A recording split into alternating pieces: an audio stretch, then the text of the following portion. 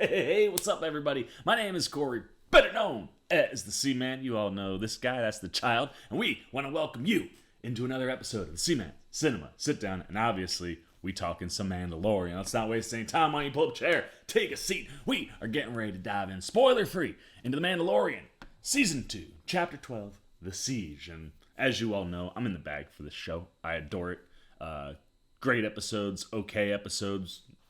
They're all great to me, man. I love the vibe of this storytelling. Favreau and Filoni, they just mesh really well as far as being the creative driving forces behind this thing. And, you know, it operates a lot like what we've seen with Filoni with, as we've said many times, Clone Wars and Rebels.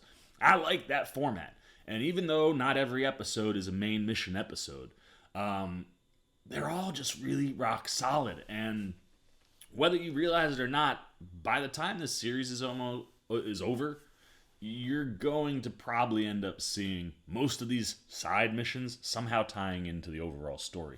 And what's great is Chapter 12, The Siege, is a perfect combination of both. Because there are some really important things that happen in this episode that will have direct impact on our main quest. And it's just a fantastic side quest adventure for Din and the child to go on. Now, the child is semi-sidelined this episode to a degree. We'll talk about that on the spoiler review. So most of our episode, we're hanging out with Din and a pair of friends that I think everybody's been waiting to see come back. That's right. We've got Carl Weathers, we've got Gina Carano, Greef Karga, and Cara Dune are back. And this side mission is taking us back to Navarro so that the Mando can get his ship fixed. You know, once the Razor Crest is fixed, he can go do what he's got to do. And right out the gate, you know, like even when he gets there, he's telling everybody, like, I got stuff to do, man, and I'm not going to be able to help you out here. And Greef Karga's like, you got some time. They got to fix. Look at this. You got some time. Maybe you can help us. And what's awesome is what Navarro has become since we were last there. With Greef Karga and Cara Dune kind of being in control and helping out, you know, Navarro, we see a very different planet than we saw when we were there last time.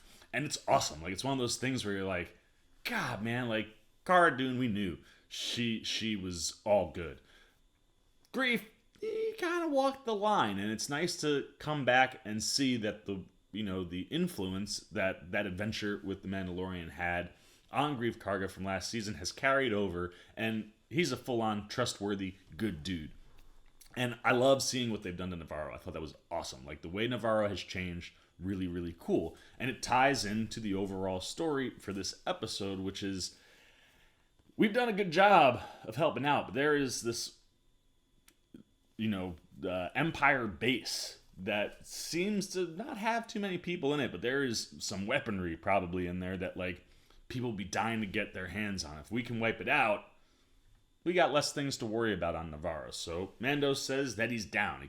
He's like, that's fine, man. Like, if I gotta wait, I'll come help you guys out. And we get to go on a fun adventure that involves stormtroopers, involves Imperial, just like the regular guys that are in the normal clothes. You got Imperials and stormtroopers all over this base, and we get really, really great Star Wars action. And what's fun with this episode is Carl Weathers is in the directing chair. He does a really, really good job, specifically with the stuff surrounding the siege. I love everything that goes on inside of that base. It just looks and feels really good. He really draws out some tense moments. And then we get a chase sequence that is just top-notch, high-end Star Wars chase sequence stuff. And, like, you're on the edge of your seat the whole time, because mine are spoilers, and this is like one of those genius writings and directing kind of maneuvers.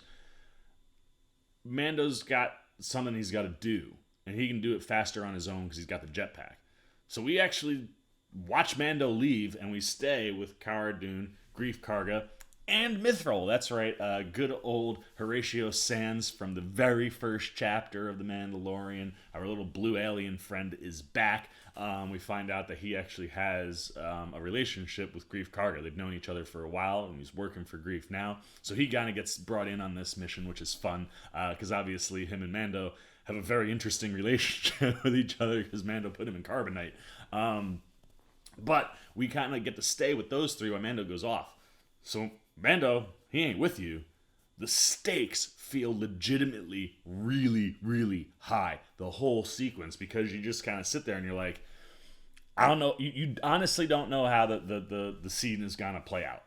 And not having Mando there allows that to feel like, oh crap, like somebody could die here. And the way it plays out, really, really well executed. And I just thought all of the Star Wars-y type stuff and the action and just general direction from Carl Weathers this episode was really, really good, man. And I liked seeing someone who I've watched for forever get behind the camera and do what he does with this episode. I really dug, like I said, the way he paces it and the way that he shoots it and just brings it all together. Like, this is another short episode, 35 minutes, super, super tight, much like last week. And it's one of those super tight episodes that's so good, you want more. I just don't know where you would inject more, because it feels like it covers all its bases.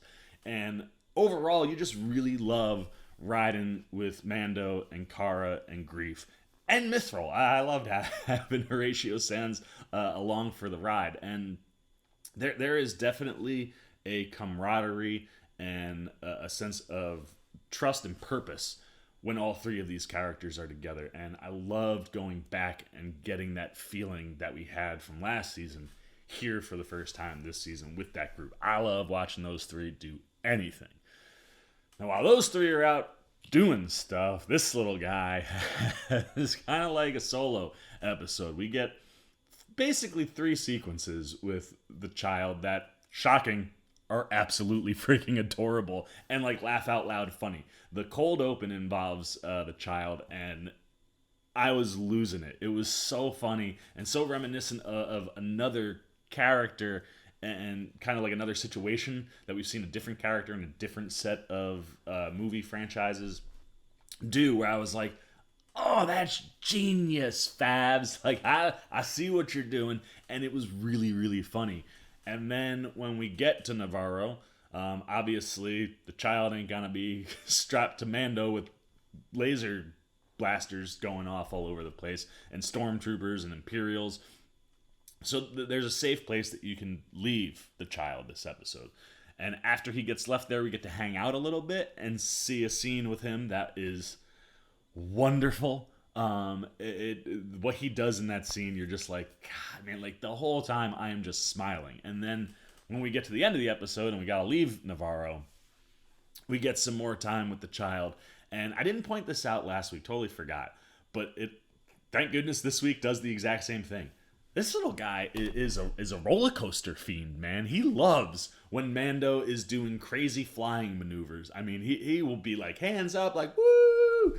And you get some of that at the end of this episode, and it's awesome. And speaking of that, we get some more badass Din driving, man. Mando, he knows how to fly that freaking ship, man. And you get a really cool sequence toward the end that involves the Razor Crest and a shot. There's a shot that Carl Weathers has in this that's like one of these kind of like wide, you're seeing everything happen, and it's like, oh, it was gorgeous. And top to bottom, I really dug the siege. It was a great episode for Mando. Like I said, loved seeing Cara Dune and Greef Karga, and heck, even Mithril back.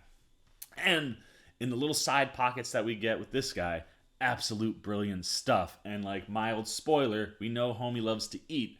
One of the scenes might involve a snack that's not alive. It's an inanimate snack. Don't worry, he's not committing mass genocide.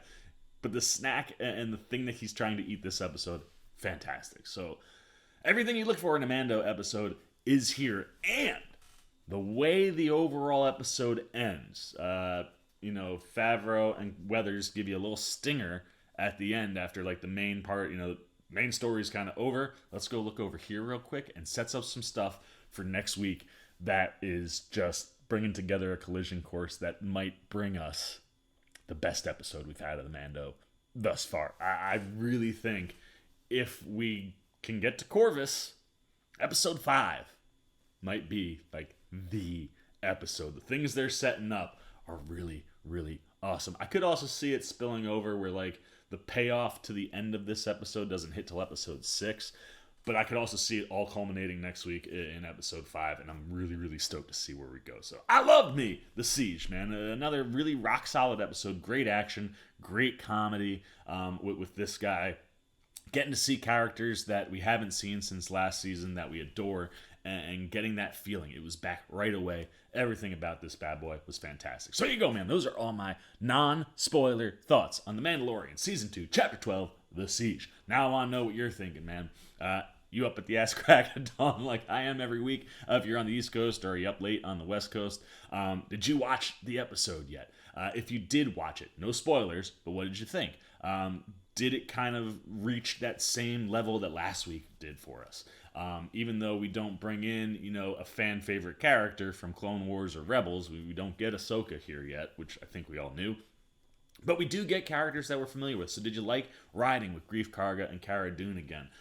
What did you think about the episode for Mando? What did you think about the episode for the child? And just everything that Carl Weathers was doing behind the camera. And if you haven't watched the episode and you came here first to get the non-spoiler, are you like, Corey, stop talking so I can go watch this? You can hit the pause button and you can come back and see the last 2 minutes of what I say. Go watch the episode. But if you haven't watched it, how stoked are you? Has what we said enticed you, made you more excited for the episode? Anything you're thinking, good, bad, indifferent about The Mandalorian and Chapter 12, The Siege, goes down below in the comment section. As always, if you enjoyed this video, please give me a thumbs up. And if you're new, you want to come hang out anytime we're talking about The Mandalorian, you want to be here for the spoiler review that'll come a little bit after this non-spoiler.